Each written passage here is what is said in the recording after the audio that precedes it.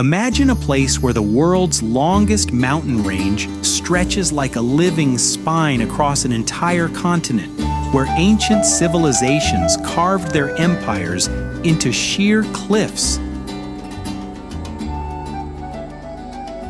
and where emerald lakes sit cradled within volcanic craters that pierce the sky. Welcome to the Andes, a realm of extremes where glaciers rise above deserts, smoking volcanoes tower over cloud forests, and condors soar through canyons deeper than the eye can fathom. Before I take you on a journey through the wonders of the Andes, let me share a few extraordinary facts that make this mountain range truly legendary.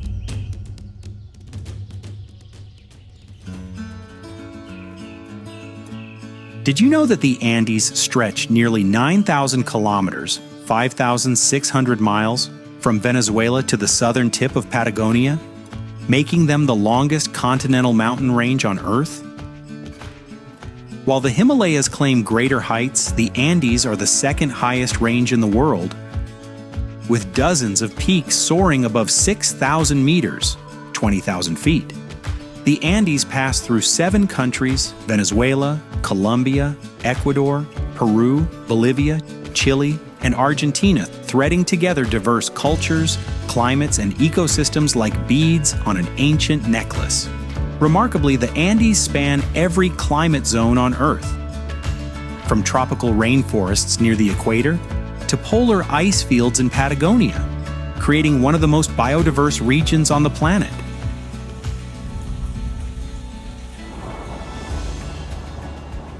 The range is home to the highest active volcano on Earth, Ojos del Salado, standing at 6,893 meters, 22,615 feet, on the Chile-Argentina border. The Andes also cradle Lake Titicaca, the highest navigable lake in the world, where ancient cultures have thrived for millennia. The mountains continue to grow even today, rising by several millimeters each year due to the collision of the Nazca and South American tectonic plates, a geological dance that has been unfolding for millions of years. Perhaps most hauntingly, the Andes were the heartland of the Inca Empire, one of history's greatest civilizations whose stone cities and agricultural terraces still cling to impossible mountainsides, whispering secrets of a vanished world. Now that I've unveiled these remarkable facts, let me take you on an epic journey through the Andes. From the glacial peaks of Venezuela to the windswept shores of Tierra del Fuego, where the mountains finally surrender to the sea.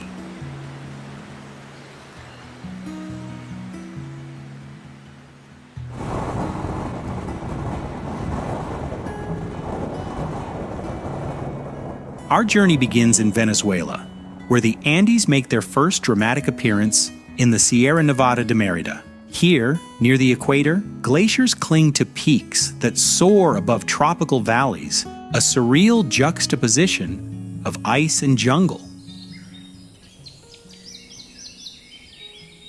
The Sierra Nevada is home to Pico Bolívar, Venezuela's highest mountain at 4,978 meters, 16,332 feet, named after the great liberator Simón Bolívar.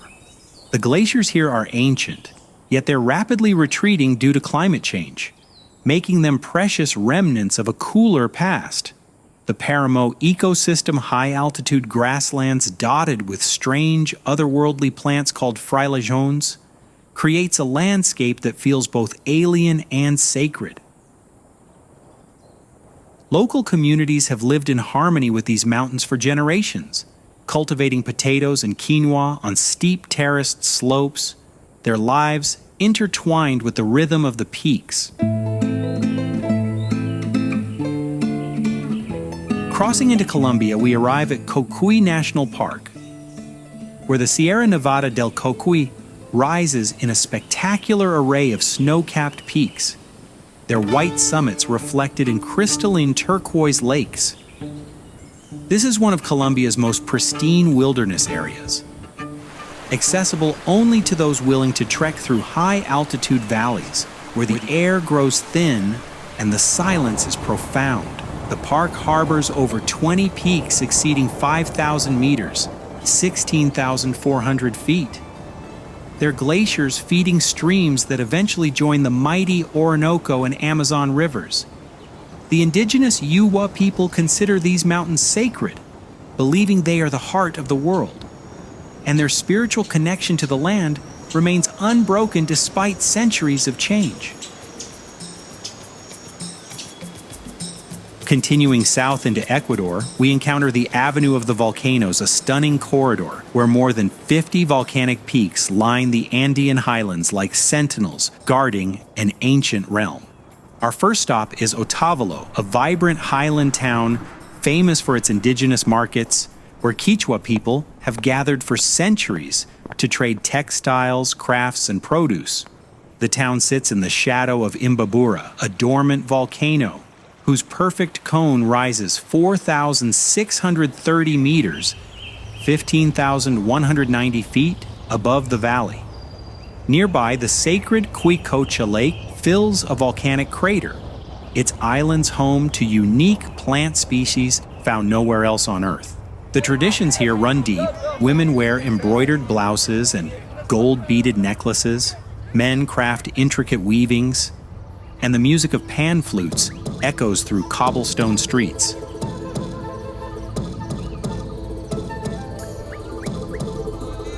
Rising even higher, we reach Cotopaxi, one of the world's highest active volcanoes and surely one of its most beautiful. At 5,897 meters, 19,347 feet, Cotopaxi's perfectly symmetrical cone, crowned with eternal snow, dominates the landscape for miles in every direction. The volcano has erupted more than 50 times since 1738, most recently in 2015, reminding all who live in its shadow that this sleeping giant is very much alive. The surrounding national park is a realm of wild horses, Andean foxes, and condors circling on thermal currents. Climbers from around the world come to test themselves against Cotopaxi's icy flanks, ascending through darkness to reach the summit at dawn, where the sun rises over a sea of clouds stretching to infinity.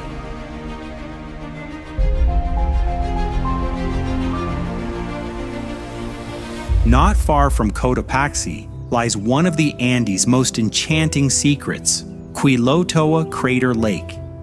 Formed by a massive volcanic eruption nearly 800 years ago, the crater now cradles a lake of the most extraordinary emerald green, its color shifting from jade to turquoise depending on the angle of the sun. The lake sits at 3,914 meters, 12,841 feet, surrounded by steep crater walls that plunge dramatically toward the water. A hiking trail descends to the lake's edge, winding through volcanic rock and hardy vegetation, while local indigenous communities live in villages perched on the crater rim, their lives intertwined with this geological wonder. The sight of Quilotoa at sunrise, when mist rises from its waters and the first light paints the crater walls in shades of gold and rose, is nothing short of mystical.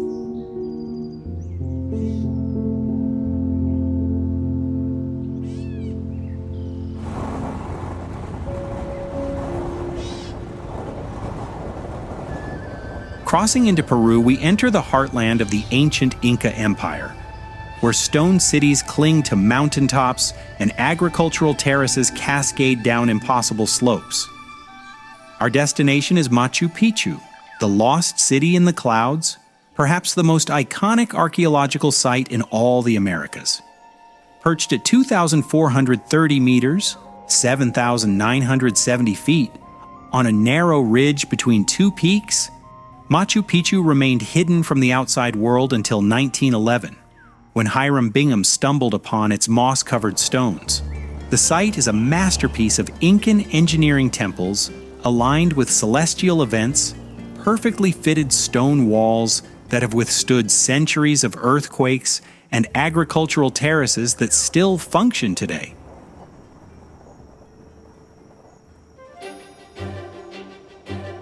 To reach Machu Picchu, many travelers follow the ancient Inca Trail, a 4-day trek through mountain passes and cloud forest that culminates with sunrise over the Sun Gate, revealing the city in all its glory.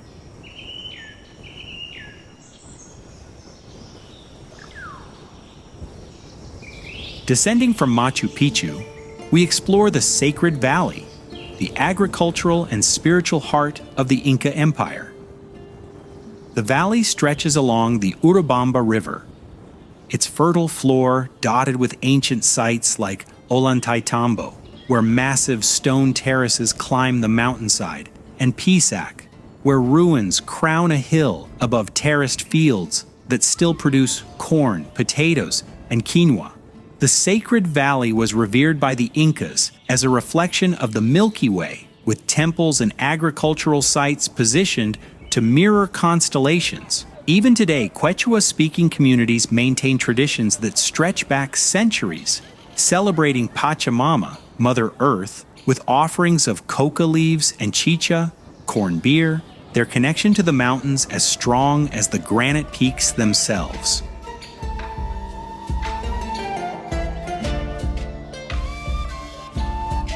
Our next destination is one of the Andes' most surreal spectacles, Vinicunca, also known as Rainbow Mountain.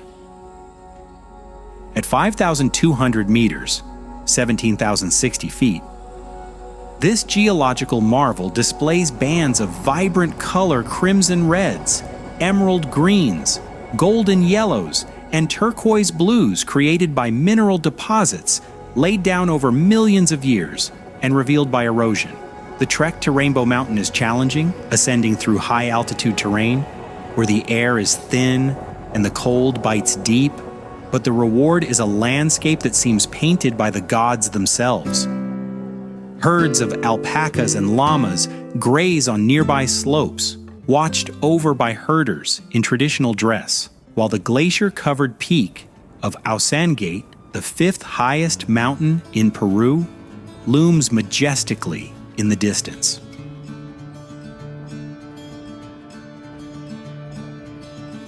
From the mineral rainbows of Vinicunca, we descend to the shores of Lake Titicaca, the highest navigable lake on Earth at 3,812 meters, 12,507 feet. Straddling the border between Peru and Bolivia, Titicaca is a sacred body of water in Andean cosmology, believed to be the birthplace of the sun and the origin of the Inca civilization. The lake's deep blue waters are dotted with islands, the most famous being the floating Uros Islands, constructed entirely from totora reeds by the Uros people, who have lived on these buoyant platforms for centuries. The islands are constantly maintained with fresh reeds added as the bottom layers rot away, creating a living architecture that rises and falls with the lake. On Tequil Island, the indigenous community has preserved traditional textile arts, with men and women weaving intricate patterns that tell stories of their ancestors and the mountains that surround them.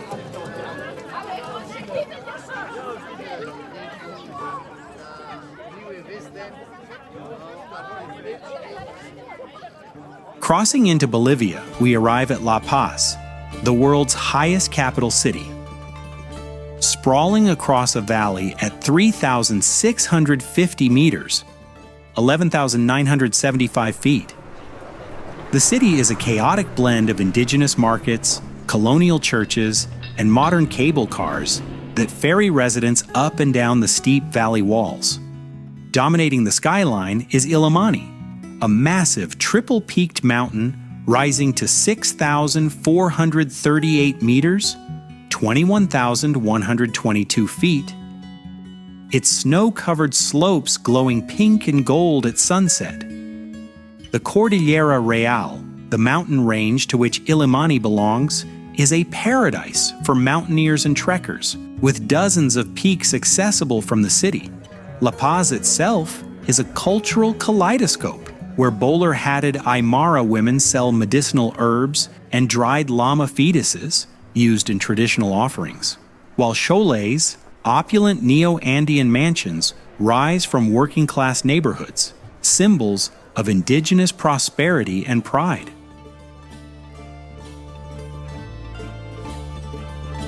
From La Paz, we journey to one of the most otherworldly places on Earth, the Salar de Uyuni, the world's largest salt flat, covering more than 10,000 square kilometers, 4,000 square miles. During the rainy season, a thin layer of water transforms the salt flat into the world's largest mirror, reflecting the sky so perfectly that the horizon disappears and Earth and heaven become one. The effect is disorienting and sublime. You feel as though you're walking among the clouds. The salt flat was formed when ancient lakes evaporated, leaving behind a crust of salt up to 10 meters thick.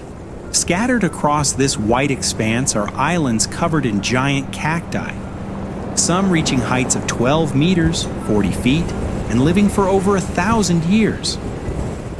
The Salar is also rich in lithium, making it a crucial resource for the modern world, though many Bolivians worry about the environmental and cultural costs of extraction.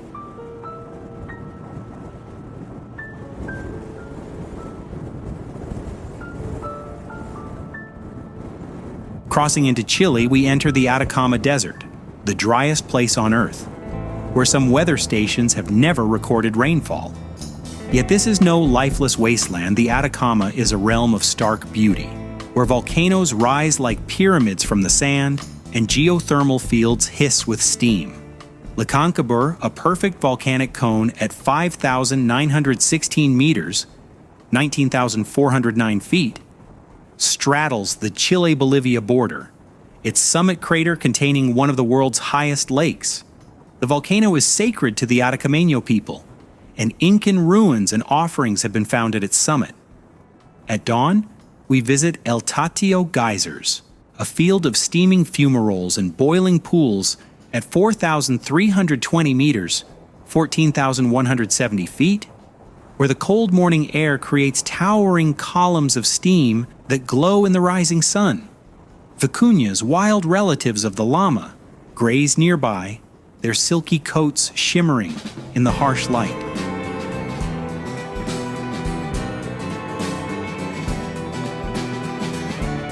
Descending from the Atacama's volcanic heights, we reach the Elqui Valley, Chile's stargazing capital. This fertile valley, carved by the Elqui River, produces pisco grapes and grows papaya beneath clear skies that are among the darkest and most transparent on the planet. International observatories cluster on the surrounding peaks, their massive telescopes peering into the cosmos. On clear nights, the Milky Way stretches across the sky like a river of light, and the Southern Cross points the way south. The valley is also steeped in mysticism. The poet Gabriela Mistral, Chile's first Nobel laureate, was born here, and the valley attracts spiritual seekers drawn by its energy and beauty.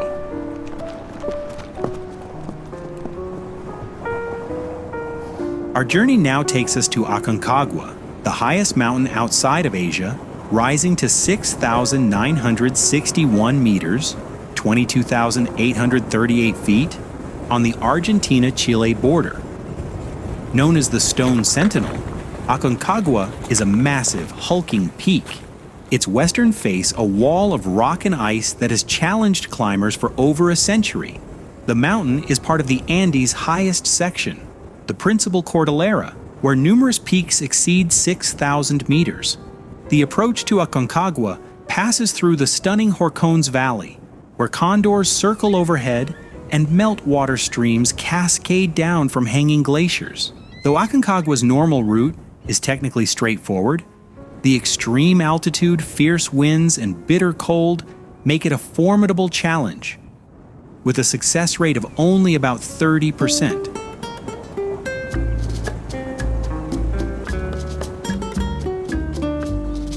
At the base of Aconcagua lies the city of Mendoza, Argentina's wine country, where vineyards stretch to the horizon beneath the snow-capped Andes. The region's high-altitude vineyards, some reaching 1,500 meters, 5,000 feet, produce exceptional Malbec wines, their grapes ripened by intense sunlight and cool mountain nights. Mendoza is a gracious city of leafy plazas, historic bodegas, and farm-to-table restaurants, offering a civilized respite before the wilder landscapes of Patagonia.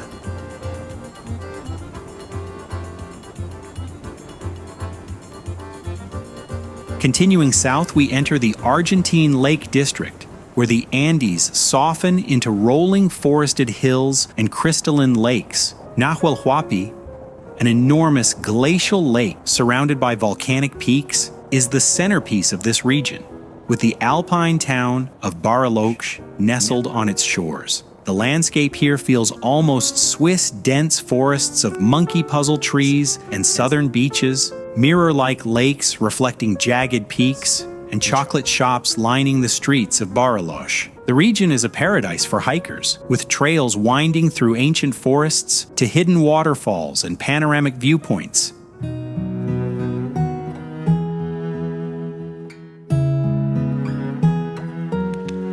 As we push deeper into Patagonia, the landscape grows more dramatic and untamed. Los Glaciares National Park in Argentina is home to the southern Patagonian ice field, one of the largest ice masses outside the polar regions.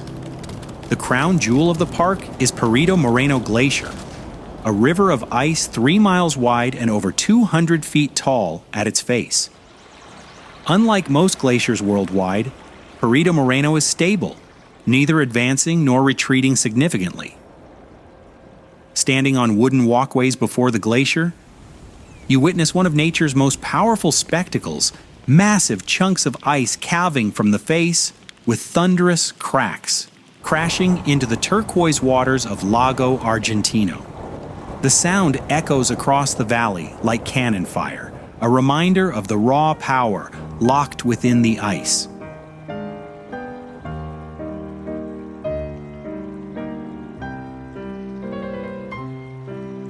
Crossing into Chile, we reach Torres del Paine National Park, Patagonia's crown jewel and one of the most spectacular wilderness areas on Earth. The park is dominated by the Torres 3 granite towers, rising 2,500 meters, 8,200 feet, straight from the Patagonian steppe, their pink granite glowing at sunrise like flames. The landscape is one of extremes: electric blue glaciers, wind-swept lakes the color of jade, and guanaco herds grazing beneath the towers. The famous W Trek takes hikers through valleys carved by ancient ice, past thundering waterfalls, and up to viewpoints where the full majesty of the Paine Massif unfolds. The weather here is notoriously fickle. Sunshine, rain, snow, and gale-force winds can all occur in a single day, earning Patagonia its reputation as one of the wildest places on the planet. Just north of Torres del Paine, on the Argentine side, rises Mount Fitzroy, its sharp spires piercing the sky like jagged teeth. At 3,405 meters, 11,171 feet, Fitzroy is lower than many Andean peaks, but its sheer granite walls and exposure to Patagonian storms make it one of the world's most challenging climbs. The mountain is sacred to the indigenous Tehuelche people, who called it Chalten, meaning mountain of fire, because of the pink and orange light that bathes its summit at dawn.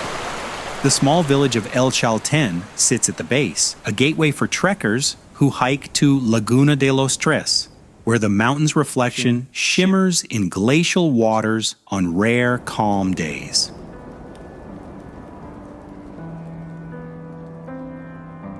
Finally, we reach the end of the world. Tierra del Fuego, the archipelago where the Andes meet the sea. This is a land of glaciers calving into fjords, windswept forests of stunted beech trees, and rocky coasts battered by the Southern Ocean. The Andes finally dip beneath the waves here, their peaks continuing underwater before rising again in Antarctica. The city of Ushuaia, the southernmost city in the world, clings to the coast, its colorful buildings facing the Beagle Channel. From here you can see the Darwin Range, the final peaks of the Andes, their glaciers flowing directly into the sea. The indigenous Yagan people once navigated these waters in bark canoes, maintaining fires aboard to keep warm, hence the name Tierra del Fuego, Land of Fire, given by Ferdinand Magellan when he saw smoke rising from their encampments.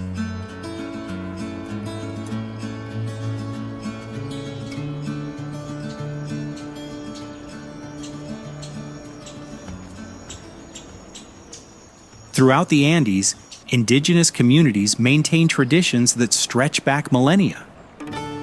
In the highlands of Peru and Bolivia, Quechua and Aymara villages dot the landscape, their stone and adobe houses clustered around central plazas. Life here is dictated by the mountains, and the season's farmers still cultivate potatoes and quinoa on ancient terraces, using techniques perfected by their Incan ancestors.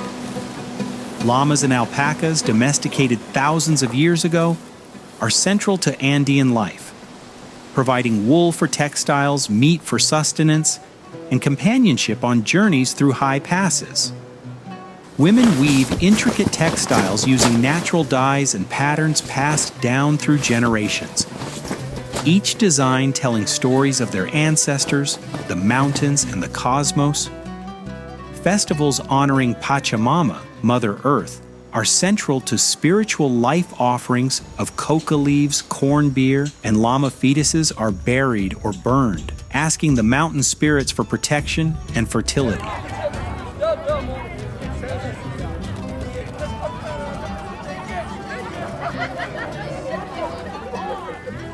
The colonial cities of Quito and Cusco blend Incan foundations with Spanish Baroque architecture, creating urban landscapes unlike any other. Cusco, the ancient Incan capital, was designed in the shape of a puma, with massive stone walls that survived centuries of earthquakes while Spanish buildings crumbled around them. The city's streets follow Incan layouts, and many colonial churches stand atop sacred Incan temples, creating layers of history visible in every plaza and alleyway. Quito, Ecuador's capital, sits in a high valley surrounded by volcanoes. Its historic center, a UNESCO World Heritage Site filled with gold-leafed churches and cobblestone squares. In northern Chile, the Valle de la Luna, Valley of the Moon, creates a landscape so alien that NASA has used it to test Mars rovers. Carved by wind and water over millions of years, the valley's salt formations, sand dunes, and rock sculptures glow in shades of gold, rust, and purple at sunset, creating an otherworldly beauty. In Peru's Colca Canyon, one of the deepest canyons in the world, twice as deep as the Grand Canyon Andean condors, soar on thermal currents rising from the gorge. With wingspans reaching 3 meters, 10 feet, these magnificent birds are symbols of the Andes, appearing in ancient iconography and modern flags alike. Watching them glide effortlessly above the canyon, their wingtips barely moving, is to witness a connection between earth and sky that has existed for millions of years.